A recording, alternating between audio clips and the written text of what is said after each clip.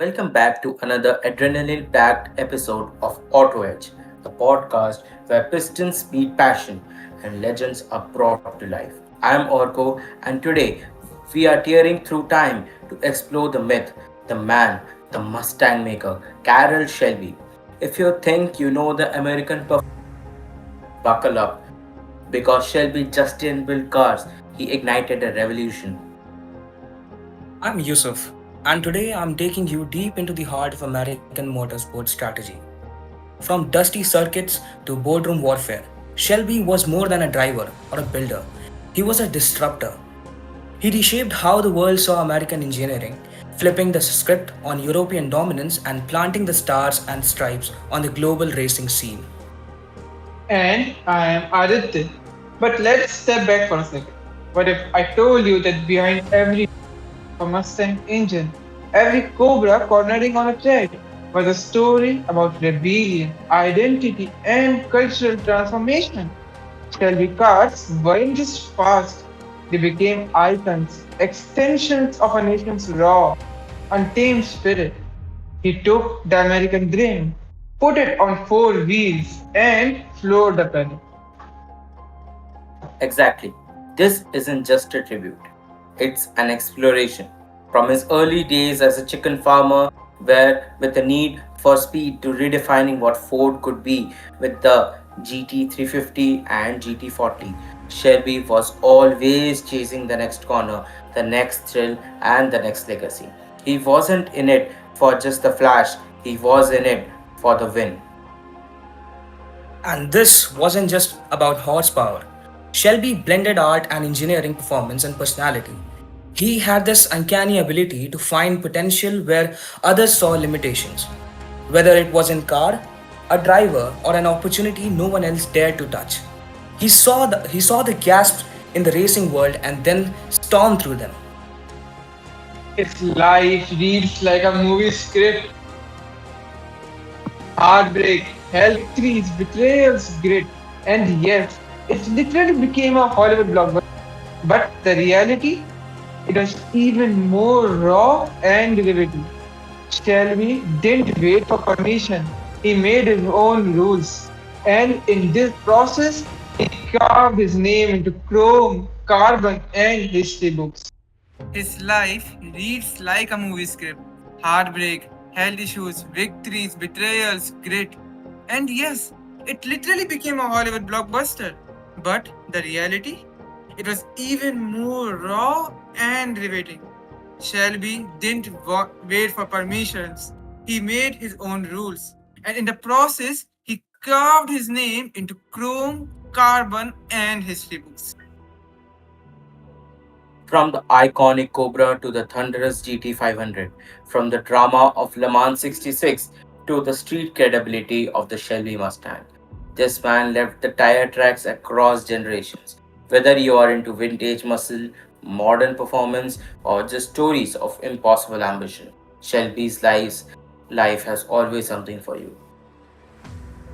So, over the next 2 hours, we are breaking it all down: the man behind the myth, the machine that redefined speed, the mindset that made the world take American motorsport seriously.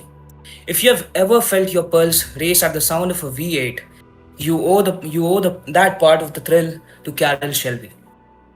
And even more than that, we'll explore how Shelby's creations become cultural currency, how a Cobra meant freedom, how a GT350 in your driveway meant you weren't just driving, you were making a statement. His influence goes beyond garages and racetracks. It lives in fashion, film, fandom, and the soul of American performance culture. This isn't just a biography, it's a blueprint of how one's man vision changed an entire industry. From Ferraris to Fords, from racetrack to road trips.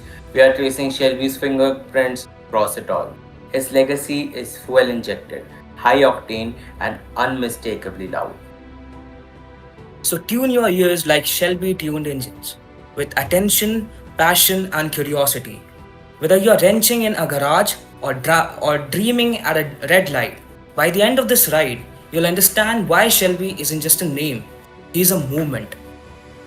And you'll see how, in a world dominated by limits and caution, Shelby stood for everything opposite. He believed in more power, more risk, more soul. And that belief, it continues to drive us today. Let's rewind all the way back to 1923 in a quiet farming town of Lesburg, Texas. It's hard to imagine that one of motorsport's most defining figures was born on a dusty patch of land surrounded by chickens and tractors, not racetracks or engines. Carroll Hall Shelby was just a skinny kid with a leaky heart valve. Doctors said he wouldn't live past childhood, let alone race at 200 miles per hour. But what set Shelby apart, even as a young boy, was that he hated being told what he could. Every no was just fuel for him. He was obsessed with mechanical things, either be it bikes, farm tools, or anything that moved. And above all, he dreamed of speed. Yeah, as a teen, he would lie in the fields watching WW2 bombers fly overhead from nearby air bases. That obsession with flight, with motion, with velocity, it wasn't just a phase, it shaped his entire identity. In high school, he wasn't just your typical top scorer or sports captain, but he had grit. And that grit only hardened when he served in the Army Air Corps during WW2. He never saw combat, but he trained as a flight instructor working closely with aircraft mechanics. That experience with engines, aerodynamics, and the rhythm of machines gave him a sixth sense about vehicles, one that would carry him far beyond the cockpit. And yet life kept throwing curveballs. After the war, Shelby tried his hand at everything: chicken farming, dump truck driving, oil work, even operating at Texas style chili business. But none of it fed that hunger for speed. His heart condition still loomed large. Imagine waking up every day not knowing if your heart would give up, but still climbing into race cars and gunning it down, straight at 150 miles per hour. That's Carroll Shelby. He was stubborn, reckless, even but always uh, reckless even, but always driven.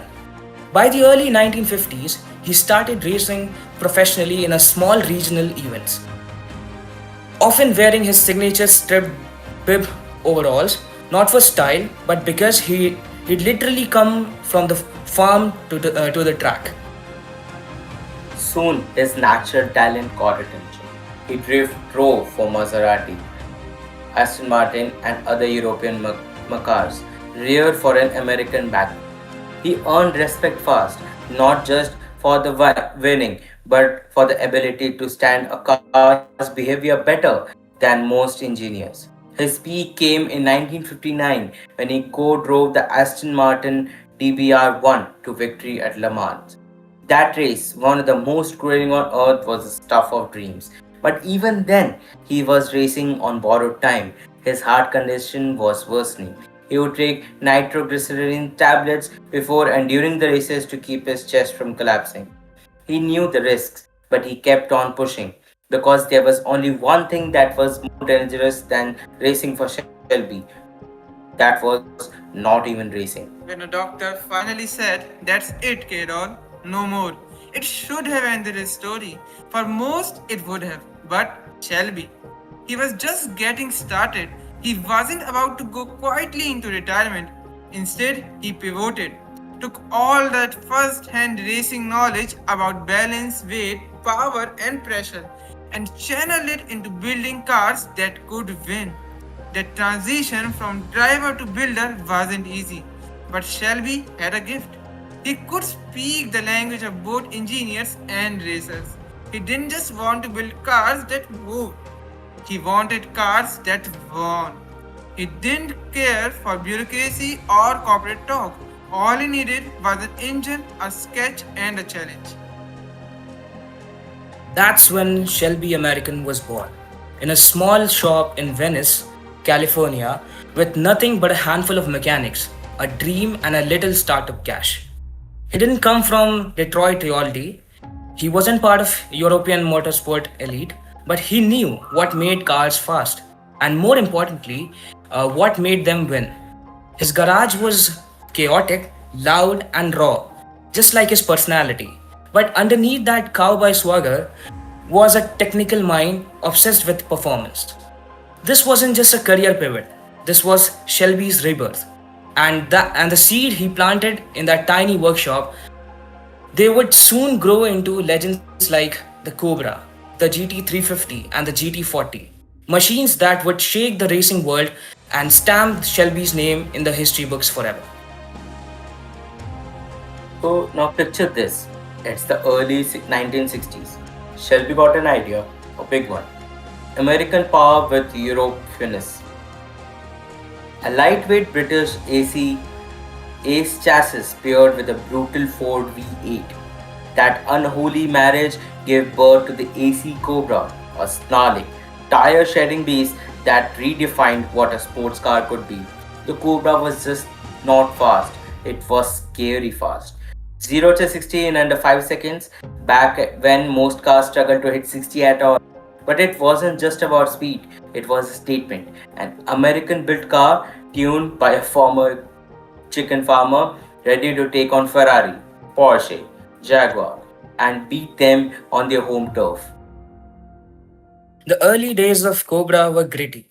Shelby and his team worked out of that Venice garage, improvising on the fly. The first Cobra chassis CSX 2000 was built in just 8 hours after the engine arrived. Shelby even repainted it into different colors every time. It was shown to press so people would think that there were multiple prototypes. Talk about the guerrilla marketing. But what made the Cobra a legend wasn't just a myth, it was the performance. It dominated SEA races, it rode through Sebrings, and soon it began to terrify the European competitors. And then came the 427 Cobra, the ultimate evolution. Wider body, improved suspension, and a monstrous 7.0-liter engine. It was a barely tamed race car for a road. It didn't care about comfort. It existed to annihilate. But Shelby didn't just want to sell Cobras. He wanted a shot at Le Mans domination. And that ambition would lead him to an unlikely but historic partnership with Ford Motor Company. Their goal? Beat Ferrari not just once, but crush them, humiliate them, and their dynasty. And for that, Shelby would need more than a Cobra. He'd need a weapon of mighty proportions. Let us shift gears to one of the greatest rivalries in motorsport history, Ford versus Ferrari. It wasn't just battle of cars, it was a war of egos, pride, and national identity. The story starts in the early 1960s when Henry Ford II wanted to buy Ferrari. Negotiation happened, lawyers got involved. It looked like a done deal, but at the last second, Enzo Ferrari backed out. Reportedly, often that Ford wanted to control over his beloved racing program. Henry Ford II was furious. His response? Simple. We are going to beat them at Le Mans, not once, but for as long as it takes. And to make that dream happen, Ford turned to one man who hated losing as much as he did, Carroll Shelby. Shelby was brought in as the wild card. Ford had already developed the GT40, a sleek, low-slung race car with raw potential but no consistency. It was fast but fragile, promising but unreliable. Ford's corporate engineers were baffled, and that's where Shelby made all the difference. He took the GT40 and tore it down to the bolts. He modified the aerodynamics, improved cooling, reworked suspension setups, and fine-tuned the brutal 7.0-liter V8 engine. His philosophy was simple. The car needs to finish first, but first it needs to finish. He brought in his best hot rodder crew from Shelby American, working night and day. It wasn't a lab coat job, it was blood, sweat, and race gas. And the transformation was immediate. The new GT40 Mark II under Shelby's command wasn't just fun. it was ruthless. In 1966, Shelby's team headed to Le Mans with three GT40s and a mission: obliterate Ferrari. What happened next is motorsport legend. All three GT40s crossed the finish line first, second, and third. A calculated corporate photo finish orchestrated by Ford to make a statement. But that just wasn't a corporate win, it was Shelby's victory. He had taken Ford's failed prototype, injected it with race bred attitude, and built a ruthless machine that could go toe to toe with Italy's finest and win. The Ford GT40 under Shelby's wing would go on to win Le Mans not once but four times in a row from 1966 to 1969. Shelby wasn't behind the wheel anymore, but his fingerprints were all over those victories. He had redefined what American racing could be. No longer just dragsters or ovals, but endurance machines that could last 24 hours at 200 miles per hour. On the most brutal circuit on earth, and Ferrari, they were humiliated. The red tide had been broken by raw American horsepower and cowboy engineering. And what's wild is Shelby wasn't done yet. The GT40 project elevated him from cult builder to international legend. Suddenly, everyone wanted a piece of Shelby magic. But for him, it wasn't about fame. It was always about proving something. Beating Ferrari was personal. It was proof that underdogs with the right attitude, the right crew, and the right grit could take on the best and win. And it proved something else too, that American engineering, when stripped of bureaucracy and driven by passion, could conquer the world stage. The GT40's legacy lives on today, not just in modern Ford GTs, but in every American built supercar that dares to dream big. The noise, the aggression, the attitude, that's pure Shelby. And even though Ford wrote the checks and the headline said Ford beat Ferrari, but we all know that soul behind that victory was Carroll Shelby. Now this is a stuff for legends. It is the early 1960s. Ferrari had made Le Mans their playground. Six straight wins, untouchable dominance. Ford wanted in, but after Enzo Ferrari famously snubbed Henry Ford too during a failed buyout, it got personal. Ford didn't just want to race Ferrari, he wanted revenge. Enter Carroll Shelby. The GT40 project was already in motion, but it was the car was fast but fragile. Shelby stepped in with one mission, turned his prototype into a Ferrari. He gutted, tuned, reshaped, and re engineered the GT40 with his team. More power, better cooling, and with stronger brakes. He didn't just play nice, he played to win. Shelby took the GT40 and gave it teeth. He didn't care for elegance, he cared for endurance. His leadership was chaotic genius. He pushed his crew to work round the clock, demanded excellence, and stripped away every ounce of inefficiency. The result? A GT40 that was no longer a science experiment, it was a predator. The 1966 Le Mans race was the showdown. Ford entered with a full assault, three GT40 MK second cars. Ferrari showed up confident.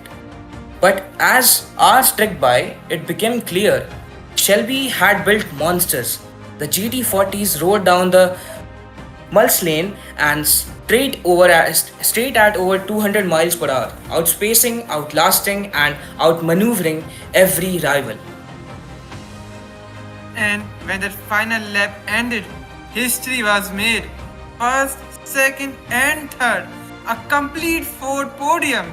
Ferrari crushed both in ego and performance.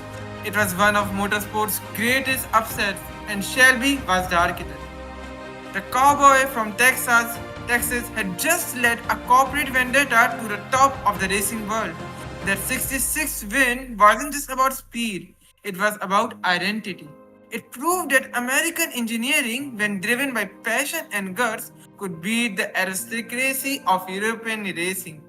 And it didn't stop there. Shelby's GT40s went on to win again in 67, 68, and 69, sealing a legacy few could ever match.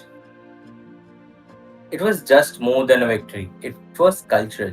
Shelby turned Ford, a symbol of American mass production, into a racing powerhouse. He bridged the gap between the backroad muscle and the global motorsport, and he didn't not do it with endless resources, but with urgency, instinct, and an unbreakable will to win.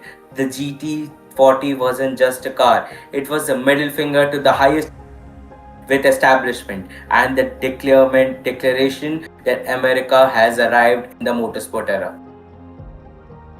Now, post Le Mans, Shelby could have just rested on his laurels, but no, his brain never stopped shifting gears.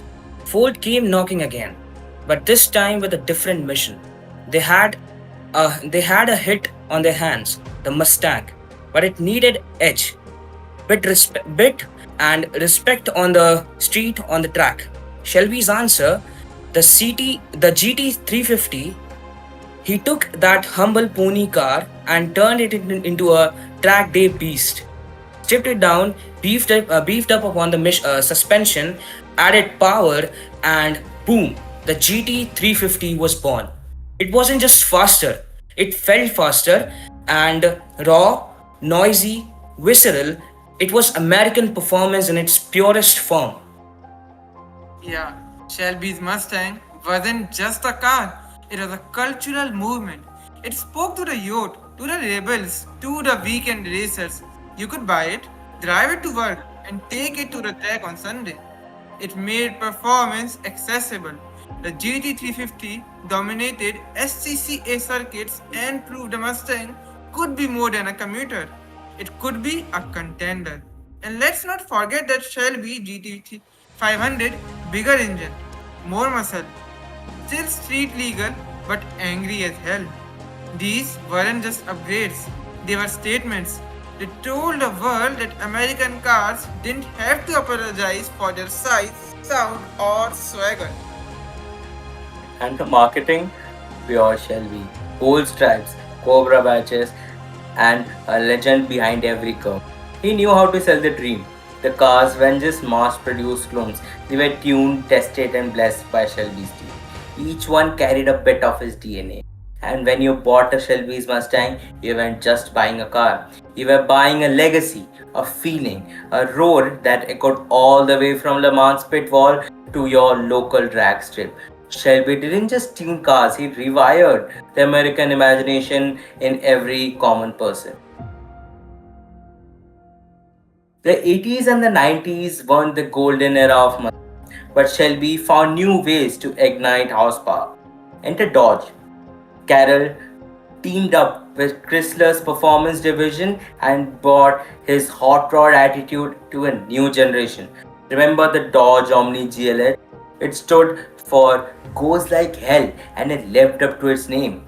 A little turbocharged hatchback with Shelby's magic, surprisingly the heck out of BMWs and Mustangs alike. It wasn't just about size, it was about the guts, and Shelby gave it plenty to it. And then came the beast, the Dodge Viper. No traction control, no ABS, no fancy electronics, just a massive 8-liter V10 and a 6-speed manual. The Viper was Shelby's spiritual successor to the Cobra. Raw, dangerous, unforgiving. He consulted it on its design and altitude, helping Dodge craft a car that didn't apologize for being terrifying. It didn't want to be polite. It wanted to kill you if you weren't careful, just like the Cobra. And that's what enthusiasts loved and unfiltered driving. Shelby's fingerprint was on every part of Dodge's performance resurgence, from Daytona Turbo Z's to the Shelby CSX. These weren't glamorous cars, they were punchy, angry underdogs. And let's not forget the Dodge Demon years later, a 840 horsepower drag strip monster that echoed the take no prisoners approach Shelby had championed. While he wasn't directly building these cars, his philosophy had seeped deep into Dodge's DNA. Brutally, boldness, and brash American power. That's the Shelby effect. More than anything, his work with Dodge proved something crucial. That speed and thrill could still be raw, analog, and thrilling in an increasingly computerized era. Carol Shelby kept reminding the auto world that performance isn't just about lap times or spreadsheets. It's about the goosebumps, the oversteer, and the wheel spin. As Carroll aged, he didn't slow down. If anything, he widened his lane. In 1991, he launched the Carroll Shelby Foundation, aimed at supporting children battling serious health issues, particularly those needing organ transplants. Why? Because Shelby himself had undergone a heart transplant in 1990. He knew what it meant to get a second chance, and he dedicated the rest of his life to giving others the same opportunity. It wasn't just charity, it was personal. Shelby poured time, money, and heart into this cause. He auctioned cards for hospitals and supported transparent centers and funded scholarship for students pursuing automotive engineering. His foundation bridged two worlds, healing and horsepower. It showed us that behind the V8 Rumble was a man with empathy and purpose, and the number of lives that touched by this foundation in the thousands, all because of one man chose to give back. Even in the final laps of his life, Shelby kept building, dreaming, and giving back. His legacy wasn't just about what he did on, it was about what he did off it. The foundation carries his name, but most importantly, it carries his spirit, bold, giving, and unstoppable. It funds educational programs, youth memberships, and celebrates mechanical innovation. The message: go fast, but never forget to give. If you think a racetrack was intense in any way, you should have probably seen the workshop. Shelby American in the 1960s was less than a corporate facility and more of a wild west outpost that the rules were written in oil stains and adrenaline. Tucked away in the modest warehouse near Lax and the shop that looked unamusing from the outside, but inside it was a Frankenstein lab of speed, half engineering genius, half rock concert chaos. Engine on the stands, parts everywhere, Cobra getting tuned one day and GT40 stripped the next. Mechanics worked with wrenches in one hand and cigarettes in the other. And deadlines, they were more just like suggestions to each other.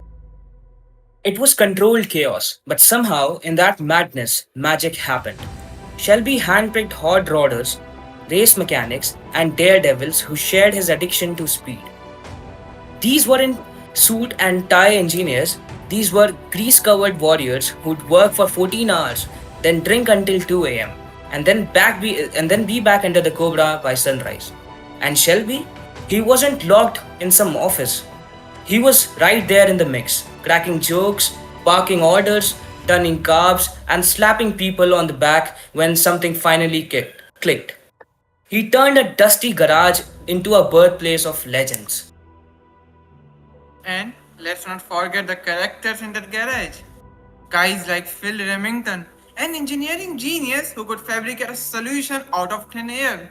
Or Ken Miles, the test driver who would crash a car within inches of its life and give feedback sharper than any dynograph. Every day in that shop was a high stakes episode for reality TV. Fights broke out, ideas were scrawled on napkins. They'd blow engines, miss sleep, push limits, and somehow turn chaos into championships. There's this iconic image of Shelby standing in the garage, arms crossed, a big grin under that cowboy hat, watching a GT330 fire up for the first time. That image is the American performance culture. He built a shop where geniuses wasn't just about degrees, it was about guts. When creativity came with its cars, and when someone asked, "Can we do it?" When someone asked, "Can we do it?" the only answer that people got, "Let's pound it at full throttle." The Shelby American Garage wasn't just about a workshop. It was a battlefield of dreams, and every Cobra and every GT40, every GT350 was a victory.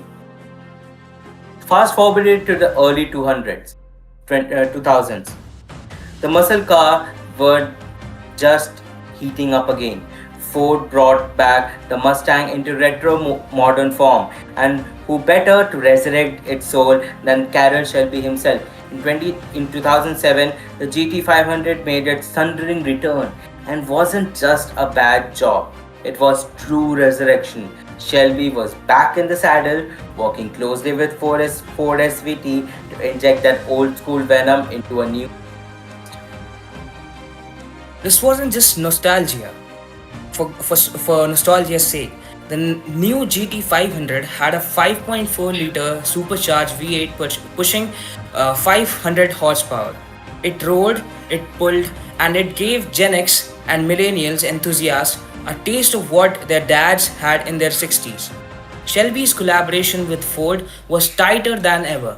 You could feel his DNA in the exhaust note, in the aggressive lines, and in the uncompromising character of the machine. It wasn't just an homage, it was a continuation of a legend. And then came the 2013 GT500, a monster with 662 horsepower and a top speed knot of 200 mph, the fastest Mustang ever built at that point. And Carroll signed off on it. Literally, his signature was etched into every engine plate. He passed away that same year, but it was poetic. He left this world with a V8 thunderclap, proving that even in his final chapter, he was still rewriting performance history. The return of GT500 wasn't just about speed, it was about continuity, about honoring the past while changing into the future. Shelby showed us that legends can evolve. Then came the 2013 GT500, a monster with 662 horsepower and a top speed north of 200 miles per hour, the fastest Mustang ever built at that point. And Carroll signed off on it. Literally, his signature was etched into every engine plate. He passed away that same year, but it was perfect. He left this world with a V8 thunderclap, proving that even in his final chapter, he was still rewriting performance history. The return of the GT500 was just about speed. It was about continuity, about honoring the past while changing into the future. Shelby showed us that the legends can evolve, that icons can be reborn, and that horsepower, when fused with its heart, never goes out of style. You know, you have made it when you are not just in history books, you are in movie scripts, rap lyrics, and fashion catalogs. Carroll Shelby wasn't just part of car culture, he became pop culture. From the big screen to the small screen, from video games to the vinyl collectibles, Shelby's creations become icons in their own right. Think Gone in 16 seconds. That Eleanor GT500 wasn't just a car, it was a character. It had presence, personality, and star power. And let's not forget Ford versus Ferrari, the film that brought Shelby stories to the whole new generation. Matt Damon played him with a swagger, grit, and that signature Texan wit. It wasn't just a biopic, it was a love letter to everything Carroll stood for: speed, sacrifice, and sticking it to the system. The movie reignited global admiration for Shelby's legacy and introduced him to millions who'd never seen a GT40 roar through Le Mans before. Shelby even made waves in the gaming culture, from GT Gran Turismo to Forza Horizon. His cars just are made to must have in garage staples. Online, there are communities dedicated to recreating his mod, tracking his rear builds, and celebrating. And then there's merch, jackets, hats, even cologne brands echoing his signature style. Shelby was just not just a name, he was an aesthetic, rebellious, high octane, and unapologetically American. The cool thing, through all this fame, the legend didn't dilute, it grew. Kids today who never watched the Le Mans race still know what a Shelby is. That Cobra logo, it's not just automotive, it's iconic. Because Carroll Shelby, in the truest sense, transcended motorsport.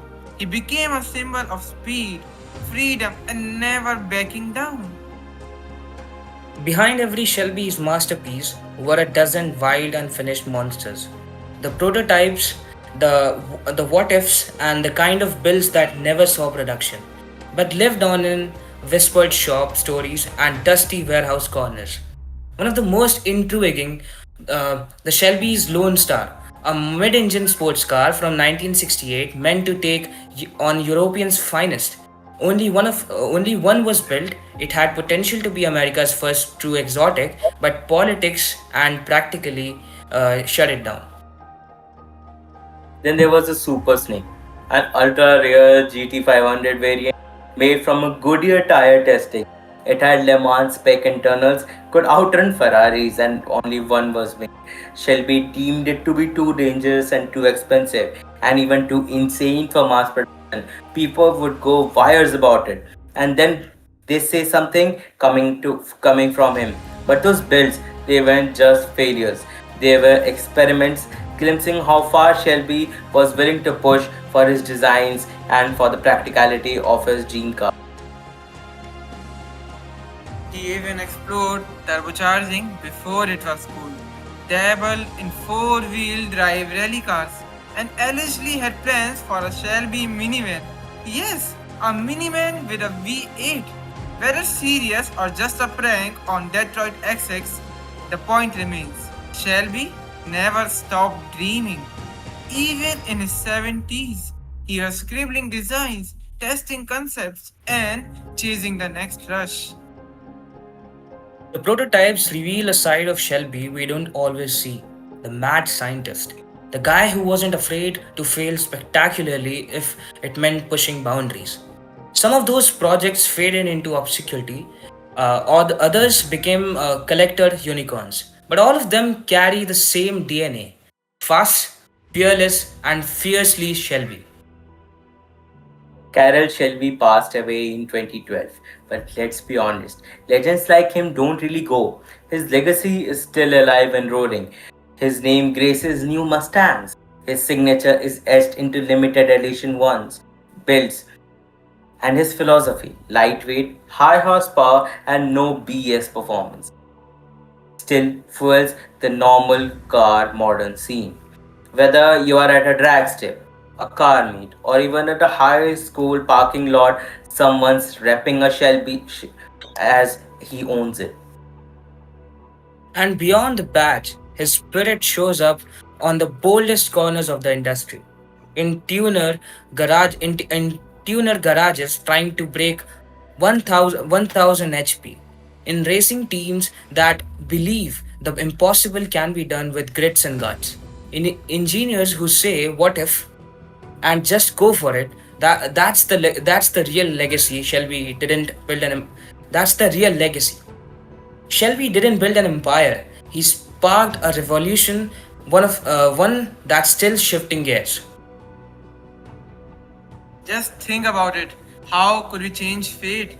He started as a chicken farmer with a heart condition, a dream, and a racing suit soaked in nitroglycerin pills. And he ended up rewriting what it meant to be American in motorsport. He was never a corporate guy, never a polished executive. He was raw, loud, visionary, and real.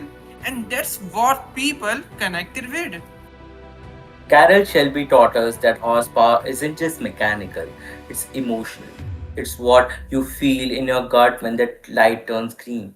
It is the label and the rebel in every rev, the outlaw in every oversteer. And that kind of legacy, it doesn't just fade, it just shifts to the next year and gives goosebumps every time you pedal.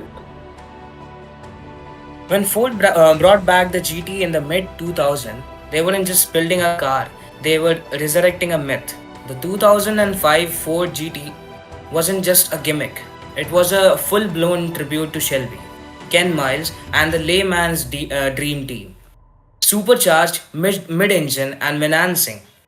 It echoed the lines and spirit of the GT40.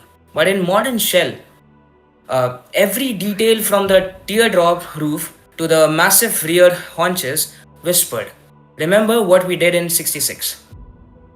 And then in 2017, the GT evolved again.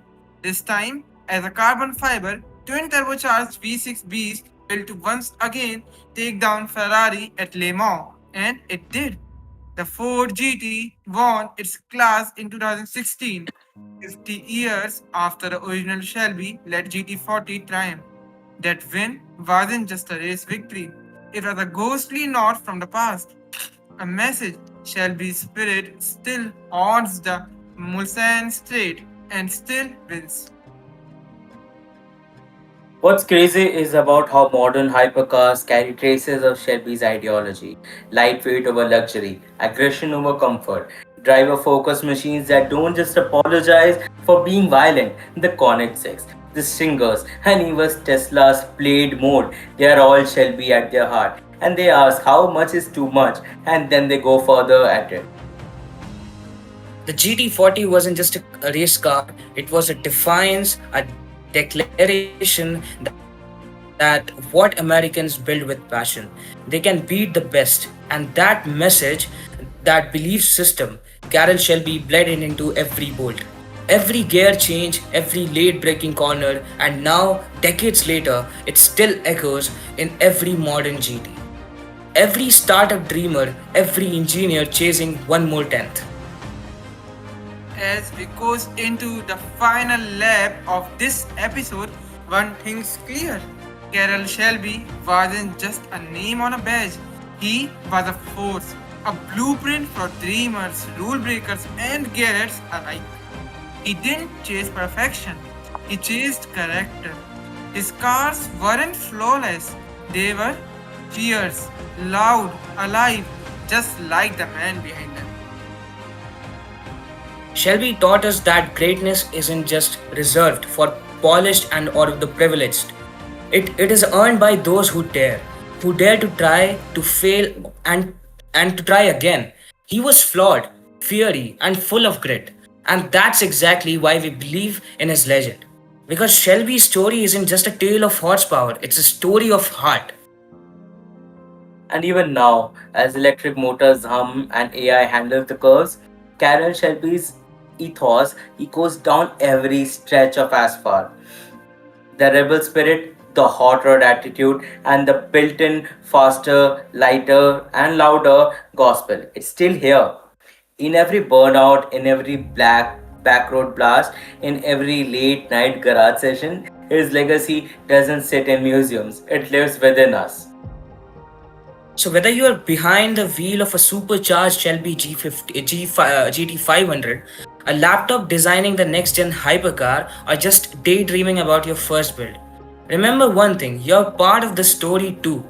The story of a man who turned wrenches into weapons, engines into emotions, and cars into culture. Thank you all for riding with us today. If this episode sparkles something in you, a memory, a dream, a rev happy grin, that's the Shelby effect. Unfiltered, undiluted, and unstoppable. We'll catch you up on the next one. But until then, keep the revs high, keep the throttle wide, and keep the Shelby spirit going and strong. This was AutoEdge signing off with a lot of horsepower and a great amount of heritage to share. Thank you.